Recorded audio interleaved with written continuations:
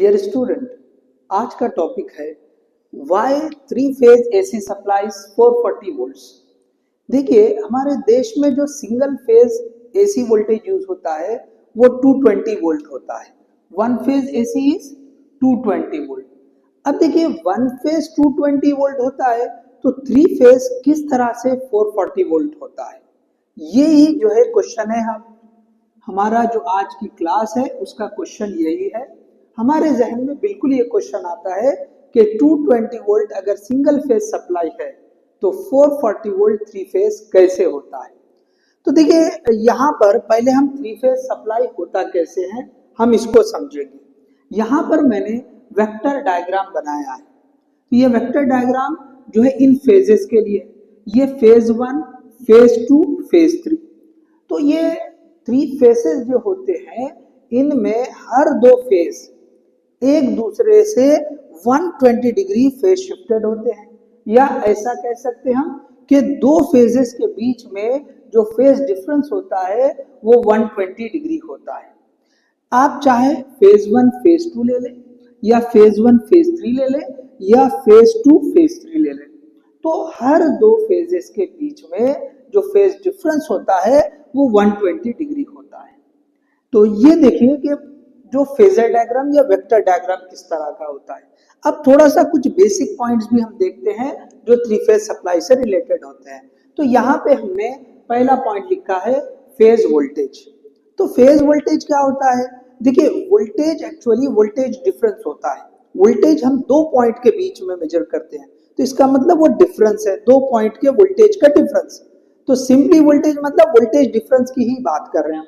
तो यहाँ पे देखें कि जो फेज वोल्टेज है it is the difference between phase voltage and neutral.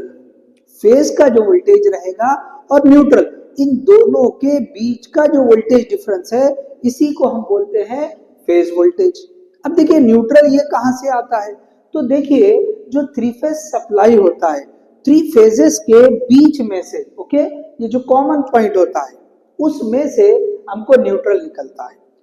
अब देखिए, इसके डिटेल में नहीं जाएंगे हम, ठीक है। हमको ये समझना है कि 440 कैसे आता है। ओके, चलिए। तो ये फेज और न्यूट्रल इनके बीच का जो वोल्टेज होता है उसको हम कहते हैं फेज वोल्टेज।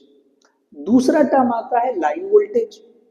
लाइन वोल्टेज जो होता है इन दो फेजेस के बीच का जो वोल्टेज होता है, या voltage difference between voltage of two phases. Okay, voltage difference between voltage of two phases, तो ये सिंपली लाइन वोल्टेज, या इसको हम टू फेज एसी सप्लाई भी बोल सकते हैं कि इन दोनों के बीच का जो वोल्टेज है या इन दोनों के बीच में जो डिफरेंस आ रहा है वोल्टेज का उसको हम कहेंगे ओके लाइन वोल्टेज। तो सिंपली लाइन वोल्टेज जो होता है वो टू फेज एसी सप्लाई हो रहा है। अब ये जो है टू फेज जो वोल्टेज होता है या लाइन वोल्टेज जो होता है इट इज √3 टाइम वीपीएच। अब ये कैसे आएगा हम यहाँ पे पढ़ेंगे। अब यहाँ पे मैंने लिखा है डायरेक्ट, जैसे आपने कई सारी वीडियो देखा होगा उसमें एक रेफरेंस दे दिया कि भैया थ्री फेज जो है 440 कैसे आता है, तो वहां पे ये बता दिया कि भाई वेक्टर एडिशन से आता है। ओके, और वेक्टर एडिशन का कोई क्वेश्चन आपको नहीं पूछा जाएगा। सो रीजन दी गई बट उसका एक्सप्लेनेशन नहीं। तो आज ये वीडियो आप लास्ट तक देखें, इसमें रीजन के साथ आपको एक्सप्लेनेशन भी मिलेगा, ठीक है। तो ये भी हम कैसे आता है हम समझेंगे। सो अब देखिए, हम बात करते हैं कि जो एडिशन होती है वो दो टाइप की होती है। एक होती है स्केलर एडिशन और दूसरी होती है वेक्टर एडिशन। तो स्केलर एडिशन क्या है? स्केलर एडिशन जो हम डेली लाइफ में यूज करते हैं, जैसे हमने बोला 10 + 5 50, ये स्केलर एडिशन हो गई। 20 + 10 30, ये स्केलर एडिशन हो गई। या 220 + 220 440, ये स्केलर एडिशन हो गई। लेकिन जब हम ये जो two phase three phase voltage की बात करते हैं तो यहाँ पे हम जो है वो वेक्टर एडिशन यूज करते हैं। क्यों? तो देखो, यहाँ पे इन दोनों के बीच में जो वोल्टेजेस ये जो ले रहे हैं ओके, दो फेजेस के जो वोल्टेजेस है ओके, हर दो फेज के बीच में आपको फेज डिफरेंस आ रहा है। ये जो वेक्टर एडिशन होती है यहाँ पर ये जो फेज डिफरेंस है या ये जो एंगल है इसका भी रोल होता है, इसका भी रोल होता है। तो देखो यहाँ पे जो वेक्टर एडिशन हमने लिखा है, in vector addition phase difference is also used.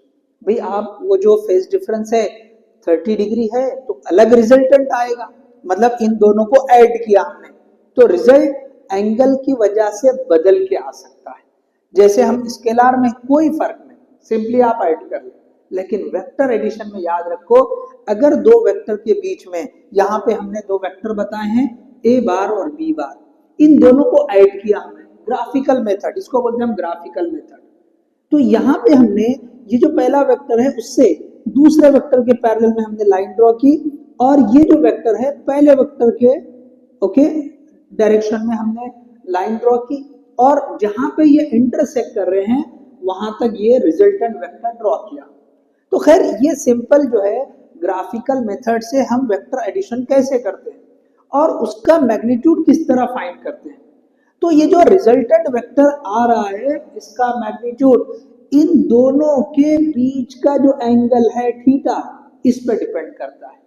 Theta अगर अलग होगा तो रिजल्टेंट वैल्यू भी अलग आएगी, 30 डिग्री के लिए अलग आएगी, 45 के लिए अलग आएगी, 90 के लिए अलग आएगी, 180 के लिए अलग आएगी। तो यहाँ पर ये जो वेक्टर एडिशन है इसमें ये जो एंगल है इसका भी रोल है, ओके, इसकी भी इंपॉर्टेंस है। तो अब देखें कि हम बात कर रहे हैं कि भाई हमको ये जो टू फेज के लिए पहले देखते हैं, तो टू फेज का वोल्टेज, तो मतलब इन दोनों, ये दो फेज ले लेंगे, इन दोनों फेज का वोल्टेज डिफरेंस लेना है। टू फेज एसी सप्लाई का मतलब क्या आ रहा है, we have to consider what is the phase difference between two phases, दो फेजेस के बीच का कितना वोल्टेज आएगा या इन दोनों का वोल्टेज डिफरेंस कितना होगा। तो हमको डिफरेंस लेना है।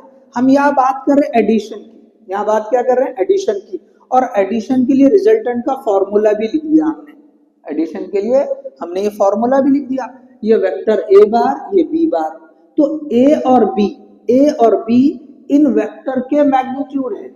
ए और बी क्या है, A and B are magnitude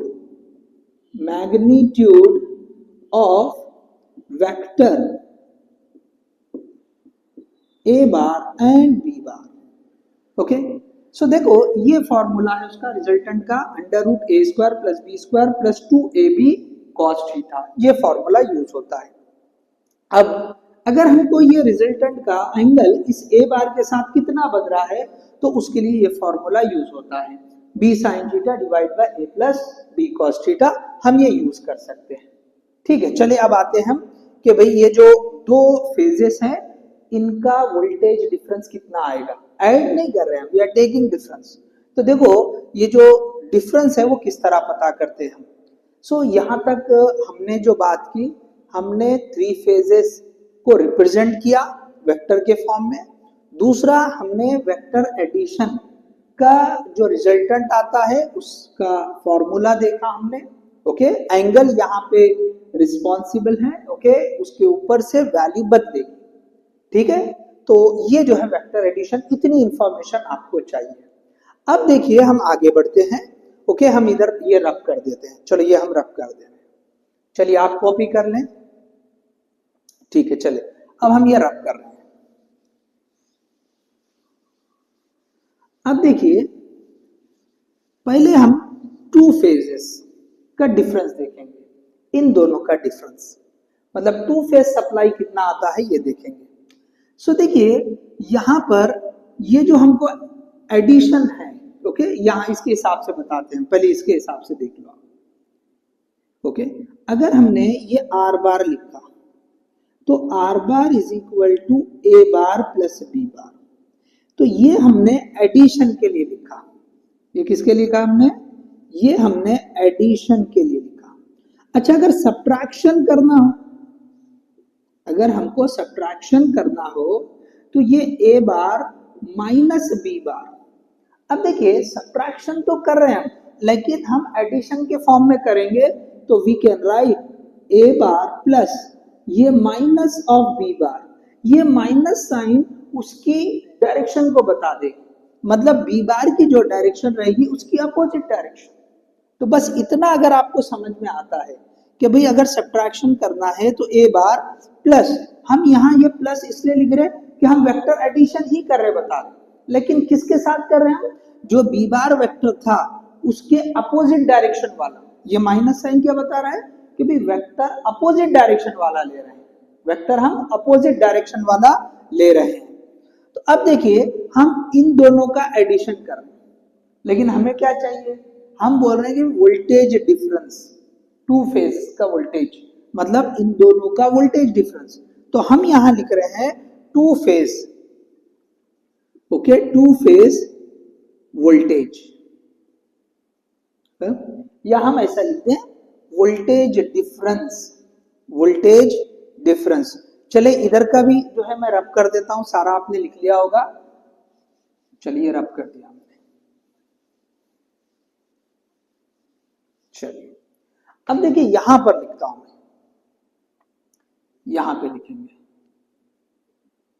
voltage difference, voltage difference between two phases, two phases मतलब आप टू फेज का वोल्टेज पता कर रहे हैं। तो यहां पे आपको आएगा V two phase, okay, V phase 1 2, VPH 1 2 ऐसे लिखा, VPH 1 2, ओके। इन दोनों का हम डिफरेंस लिख रहे हैं, तो ये हो जाएगा VPH 1, okay, minus VPH 2, okay, VPH 1 minus VPH 2। लेकिन मैंने आपको ऐसे बताया कि हम ऐसे लिखेंगे VPH 1 plus minus of VPH 2। तो ये माइनस साइन क्या इंडिकेट कर रही है? डायरेक्शन अपोजिट है बता रही। देखो ये VPH 1 था, ये VPH 2 था, मैंने माइनस VPH 2 लिखा इसकी अपोजिट डायरेक्शन में। अब हम इन दोनों को ऐड कर रहे हैं। तो अभी आपने देखा कि किस तरह से हम ग्राफिकली ऐड करते हैं। तो मैंने बताया था कि आपको यहां से हम इसके पैरेलल में ड्रॉ करेंगे, यहां से हम इसके पैरेलल में ड्रॉ कर दिए, हम ये जो है पैरेललोग्राम जैसे ड्रॉ कर देंगे, ठीक है। अब यहां से मैं ड्रॉ करता हूं इसका रिजल्टेंट। तो देखिए ये रिजल्टेंट आ गया, ये रिजल्टेंट आ गया, दिस इज द रिजल्टेंट। और ये हो गया VPH 1 2, VPH 1 2। अब जो है हम ये जो इसका रिजल्टेंट आएगा कि भाई VPH 1 2 कितना होगा, VPH 1 2 कितना होगा। तो ये जो है, अब आप देखें यहाँ पे एक और चीज कि भाई ये जो बीच में आया है ये पूरा 120 था, तो इतने वाला 60, इतने वाला 60, क्लियर है। अब ये जो है दोनों मैग्नीट्यूड वाइज सेम है, ये भी 220, ये भी 220, इसका मतलब रिजल्टेंट एकदम बीच में से जाएगा। तो ये एंगल 30 वोल्ट हो जाएगा। चलिए दूसरे कलर से ड्रॉ करते हैं हम। ये वाला 30 डिग्री होगा और ये वाला भी 30 डिग्री होगा। मतलब देखो यहां तक ये 30 और ये वाला 60, तो ये दोनों मिला के क्या होगा, यहां से यहां तक 90 डिग्री होगा, यहां से यहां तक 90 डिग्री हो गया। चले पहले हम इसकी वैल्यू कितनी आती है ये देखेंगे। तो हमने अभी पढ़ा था formula under root A square, under root A square, okay. तो यहाँ पे ये VPH 1, VPH 2, VPH 3 सब 220 वोल्ट है, ओके। तो आप चाहे तो ऐसे लिख सकते हैं कि ये जो VPH 1 is equal to VPH 2 is equal to VPH 3 is equal to simply VPH। आप जो है इस तरह से इंडिकेट कर सकते हैं। तो हम लिखेंगे कि VPH 1 square plus VPH 2 square plus 2 VPH 1, okay, VPH 2 cos theta, VPH 2 cos theta, जो हमने a square under root a square plus b square plus 2ab cos theta, ये जो फॉर्मूला हमने पढ़ा बस उसी में रख दिया। अब देखिए मैं ये सारी चीजें अब रब कर दे रहा हूं, ठीक है, इसको हटा देता हूं। आप चाहे तो बाद में पॉज करके इसको देख सकते हैं। चलिए अब हमने माना कि ये सब सेम है, तो I can write this one कि भाई ये जो VPH 1 2 phase difference, okay, so that is equal to, ये हो जाएगा VPH square plus VPH square plus 2 VPH into VPH 2 VPH square into cos. देखो अब इन दोनों के बीच का एंगल, ओके, इसको और इसको ऐड कर रहे माइनस वीपीएच 2 को, तो इन दोनों के बीच का एंगल कितना 30 प्लस 30 60 हो रहा है। तो आप यहाँ पे cos 60 लिखो, कितना आ जाएगा cos 60। तो देखिए अब ये हो जाएगा under root, okay, under root VPH square plus VPH square, तो ये हो जाएगा 2 VPH square plus 2 VPH square into cos 60, ये 1/2 हो जाएगा, ये 2 कैंसल। तो अब देखिए ये आ गया आपका वीपीएच 12, ओके, वीपीएच 12। चले आप कॉपी करें, ओके, चलिए अब देखिए, अब ये जो है 2 VPH square plus VPH square, आप इसको गौर से देखें, तो वीपीएच 12 इज इक्वल टू, ये हो गया 2 + 1, सो 3 वीपीएच स्क्वायर, सो ये √3 वीपीएच स्क्वायर बाहर आके वीपीएच हो जाएगा।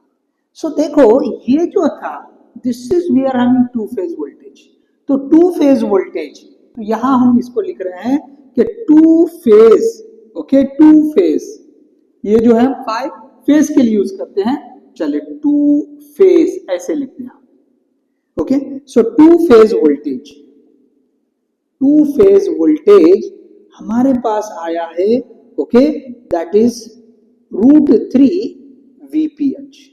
तो वीपीएच कितना होता है 220, तो हमने लिखा ये √3 × 220, ये अप्रोक्सीमेटली 380 वोल्ट होता है।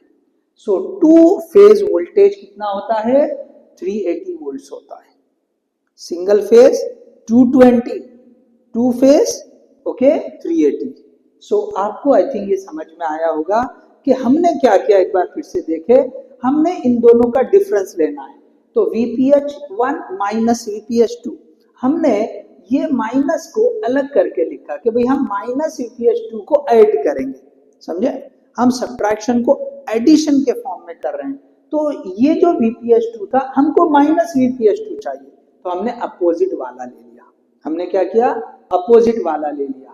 तो अब इन दोनों को ऐड किया, तो हमने ग्राफिकली ऐड कर लिया, ठीक है। हमने क्या किया, अब ये हमारे पास इन दोनों का रिजल्टेंट आ गया, phase difference of these two, ये हमारे पास आ गया, देख लीजिए आप।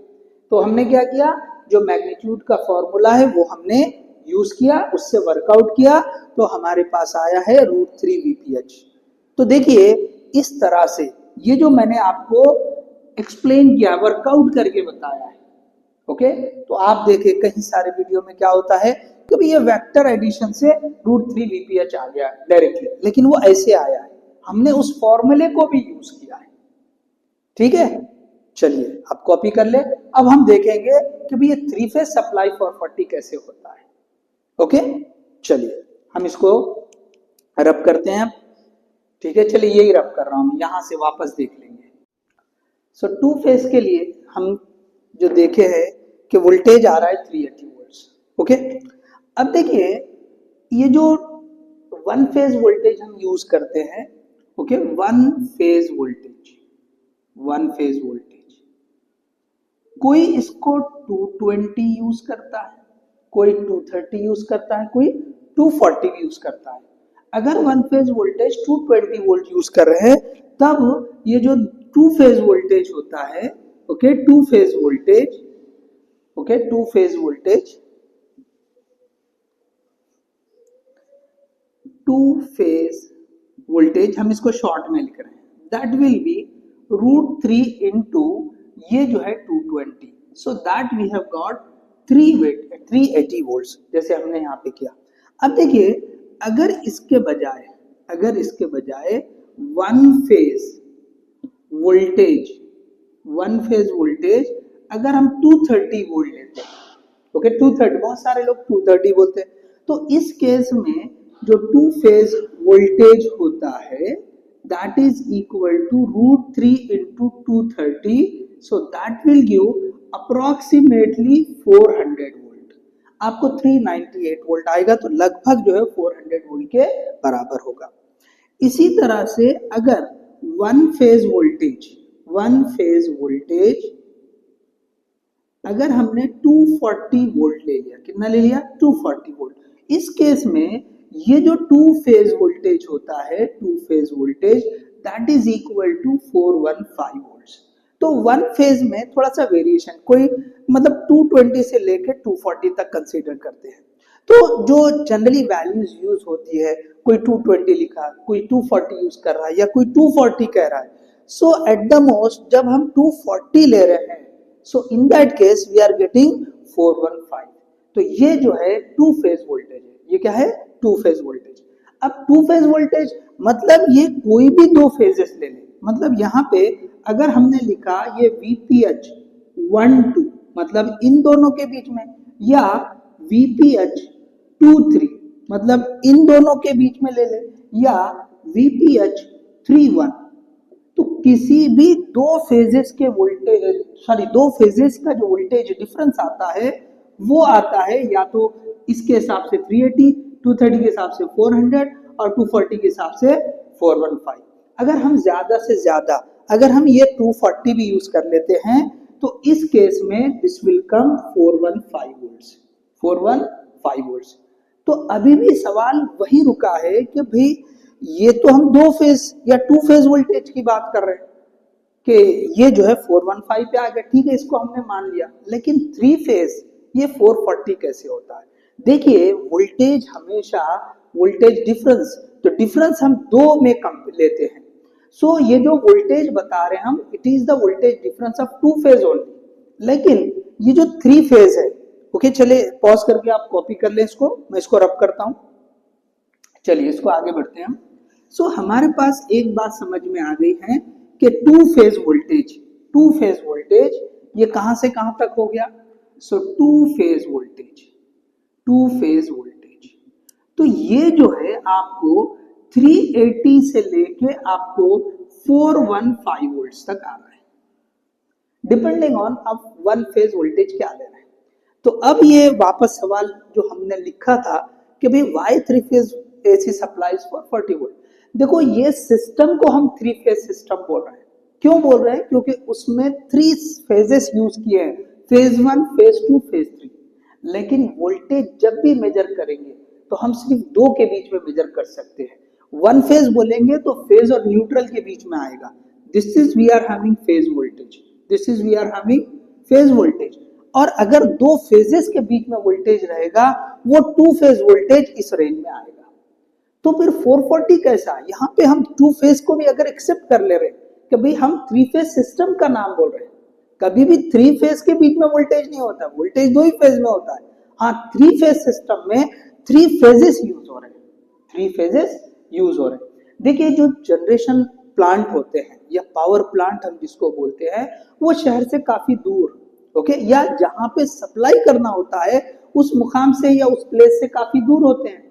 तो जब वो एक प्लेस से दूसरे प्लेस में जब ये सप्लाई दी जाती है, so there will be some degradation, वहां पे कुछ वोल्टेज जो है डिग्रेड हो जाता है, ड्रॉप हो जाता है।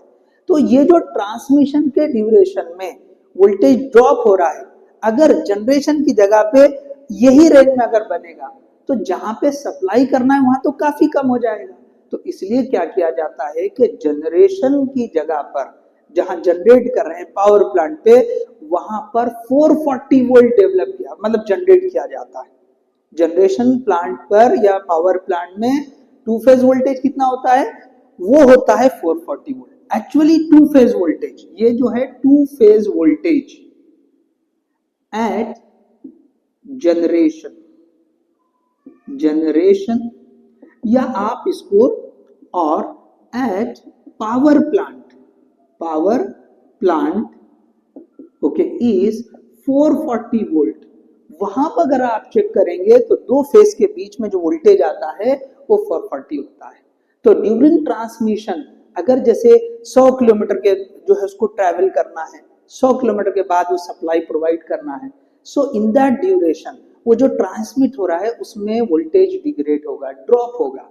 तो ड्रॉप होके हमारी जो रिक्वायरमेंट है उससे कम ना हो जाए, इसलिए जनरेशन पर पहले ही थोड़ा ज्यादा वोल्टेज लिया जाता है या जनरेट किया जाता है। सो थ्री फेज सिस्टम का नाम है कि भाई हमको थ्री फेज सप्लाई लग रहा है, मतलब थ्री फेजेस यूज होंगे, लेकिन वोल्टेज हमेशा दो फेजेस के बीच में ही लिया जाएगा और दो फेजेस के बीच में 440 वोल्ट जनरेशन प्लांट पे लिया जाता है और जो अपने तक आता है, अपने आबादी पे जहां पर भी हम यूज कर रहे हैं वहां तक वो कम होते होते जो है कि भाई इस रेंज में आ जाए, वो और कम ना हो जाए, क्योंकि हमारे अप्लायंसेस इसी सिस्टम पे ओके इसी रेंज में अच्छे से काम करते हैं। तो ये ज्यादा कम ना हो जाए इसलिए पहले ही जनरेशन प्लांट पर इसको थोड़ा ज्यादा प्रोड्यूस किया जाता है, ज्यादा लेवल पे प्रोड्यूस जनरेट किया जाता है। So at generation plant it is actually 440 volt. इस वजह से इस थ्री फेज एसी सप्लाई को 440 वोल्ट माना जाता है। तो एक्चुअली थ्री फेज सिस्टम है लेकिन सप्लाई दो फेजेस के बीच का ही है। It is the difference of two phases only. Okay, so hope आप समझ गए होंगे कि भैया जो 440 वोल्ट है वो जनरेशन पर ओके पावर प्लांट पर दो फेजेस का डिफरेंस है। सो ये जो है रीजन था कि भाई why three phase AC supply is 440 volt. Hope you understood this one. Okay, thank you.